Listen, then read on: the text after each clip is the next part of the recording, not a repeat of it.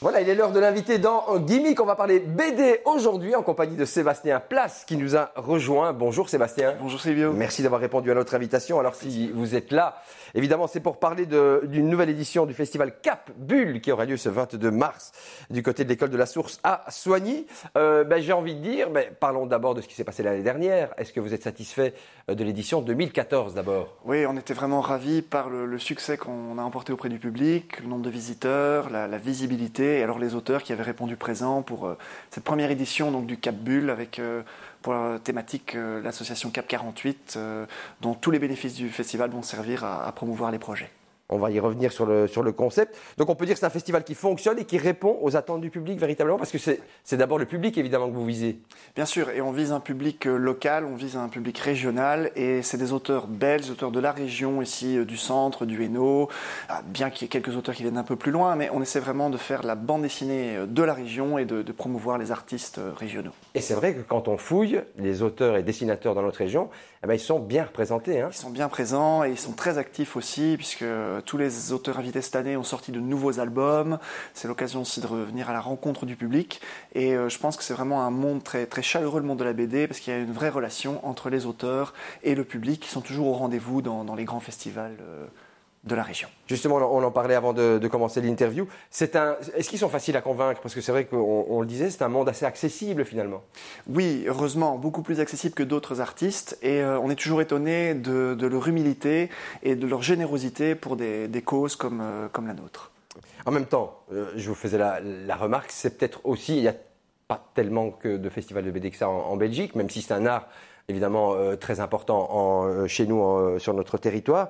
Mais c'est une occasion unique aussi pour eux d'aller à la rencontre de leurs lecteurs. Oui, tout à fait. Chaque festival, c'est une occasion de venir rencontrer les lecteurs et de discuter chaque fois avec eux. Et plus que la dédicace, c'est le petit moment de discussion entre le lecteur et l'auteur qui se passe durant l'échange et durant le dessin, qui enrichit, je pense, vraiment la vie du lecteur et qui donne une autre dimension aussi aux auteurs de bande dessinée dans le cadre de leur travail. Alors effectivement, il y a l'aspect petit souvenir qu'on garde précieusement si on est un fan de BD avec un petit dessin, un croquis ou quoi.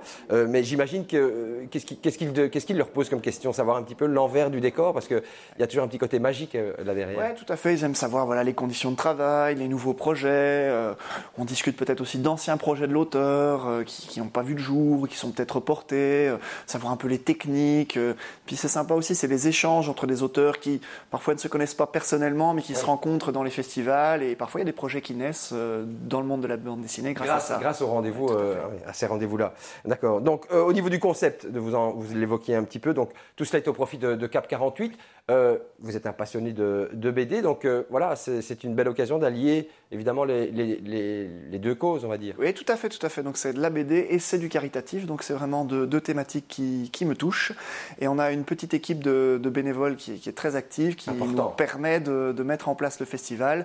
Et on a aussi un énorme soutien local au niveau de la population de la région Soignies, Braine-le-Comte, la Louvière, Mons, et aussi pas mal d'associations de la région de Soignies qui nous soutiennent vraiment activement. Par exemple, la Maison Marie Immaculée, le Carrefour Market, l'agence Pintro de Soignies. Tout ça sont des associations. Les Kiwani également. Oui. L'année passée, c'était le Rotary. Donc, vous voyez, on est poussé aussi par des associations locales ou caritatives qui nous aident à promouvoir le festival. Alors concrètement, cette aide, vous savez, par les éditions passées, ou en tous les cas celles de l'année dernière, vous savez concrètement à quoi sert votre soutien? Oui, donc là, au niveau donc, de ce qu'on offre à Cap 48, il y a chaque année une série de projets qui sont soumis au comité Cap 48. Et parmi ces projets, certains vont être validés pour l'année en cours et on sait savoir exactement quelle est la distribution totale des dons qui ont été faits à Cap 48 et à quelle cause ils vont être attribués. Et c'est souvent des choses très, très terre à terre, très concrètes. Et donc, c'est toujours un plaisir aussi de voir quand c'est pour des associations régionales qui sont soutenues par Cap 48, de se dire que c'est un peu aussi grâce à l'aide qu'on a pu fournir, notamment via le festival, mais aussi les autres actions Cap 48 tout au long de l'année. Alors, venons-en. Je pense que l'attente est grande, évidemment. Les auteurs, alors Qui sera là cette année? Une bonne trentaine, c'est ça que moi? Oui, une bonne trentaine d'auteurs ont répondu présent et donc on pourra compter sur Raoul Cauvin une fois de plus, qui est l'incontournable. Voilà, qui est un énorme pilier du festival et des autres festivals qu'on avait organisés précédemment.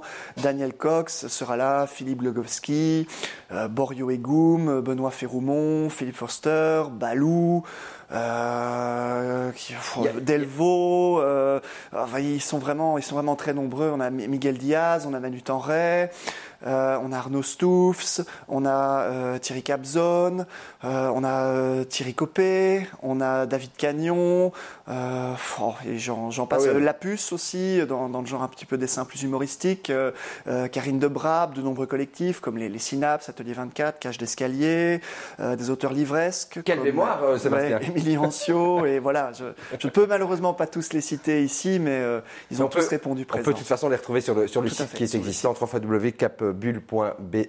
Est-ce que ça tisse des liens, j'imagine, quand il y en a qui reviennent, une espèce de un petit esprit de famille qui se crée? Oui, tout à fait. Et puis, il y a des auteurs qui nous aident depuis déjà plusieurs années dans les projets qu'on mène. Il y a des auteurs avec qui j'ai l'occasion d'entretenir une correspondance sur certains de leurs projets. J'ai pu aider certains auteurs dans de la relecture d'albums, par exemple, pour l'aide orthographique, des choses comme ça. Mais c'est un plaisir. Ça rend service, mais moi, ça me fait plaisir aussi de pouvoir en aider certains dans la concrétisation de leurs projets. Et voilà. Et le festival, on veut garder un équilibre entre permettre à de gros auteurs de rencontrer le public et d'amener un public au festival, et de plus petits auteurs aussi de pouvoir faire la promotion de leur travail, qui parfois est vraiment un travail de qualité et qu'on essaie aussi de mettre en avant. Donc c'est toujours aussi un point important du festival, c'est de trouver le bon équilibre entre parce qu'il y a des styles évidemment complètement différents. Et on essaie de trouver quelques auteurs un style plus adulte, comme par exemple Philippe Forster, son humour très noir et grinçant, des auteurs plus enfants comme Raoul Cauvin, mais qui lui fait beaucoup de styles, ou Thierry Copé, et on est un petit peu entre tout ça. Quelques auteurs livresques aussi qui ont été invités, comme ça on essaye progressivement d'étoffer un petit peu les propositions de lecture. C'est important d'avoir la variété évidemment, puisque le public n'est pas seulement jeune aussi, il y a aussi tout à fait, il faut toucher toutes les tranches d'âge et essayer un petit peu de toucher à tous les styles. Et voilà, on est vraiment très très satisfait de notre affiche de cette année. Alors vous qui êtes en contact avec tout ce beau monde, est-ce que ce sera peut-être une petite année spéciale aussi au regard des événements qui se sont passés évidemment en France à Charlie Hebdo au mois de janvier? Les dessinateurs, vous les sentez peut-être un peu plus mobilisés que d'habitude? Plus mobilisé, je ne sais pas, mais en tout cas, c'est quelque chose qui a touché les auteurs. Clairement. Et je pense que certains ont envie peut-être de se montrer encore plus dans des festivals qu'avant, juste pour donner un peu ce pied de nez à cette image qu'on a dans la presse de, les festivals, ça fait peur, il pourrait se passer des choses, mais je pense que le débat est ailleurs. Et ici, les auteurs sont vraiment présents et c'est important pour eux, de se montrer et de ne pas se laisser un petit peu effrayer par ce genre de choses. Et de montrer qu'ils sont toujours bien là et qui résiste quoi qu'il advienne. Absolument. Ok, je crois qu'on a fait le tour. Donc ça se passera ce 22 mars. C'est bien l'école de la Source à Soigny. Ça se passe de 9h30 à 17h30. Donc le public aura vraiment le temps de déambuler au sein de l'école et d'aller donc à la rencontre de toutes les personnes que vous avez invitées. Voilà, donc on l'a cité. Il y a un site évidemment pour être évidemment beaucoup plus complet. Sébastien, merci d'être passé. Bonne continuation. Je sais que vous avez un emploi du temps chargé. On va vous laisser.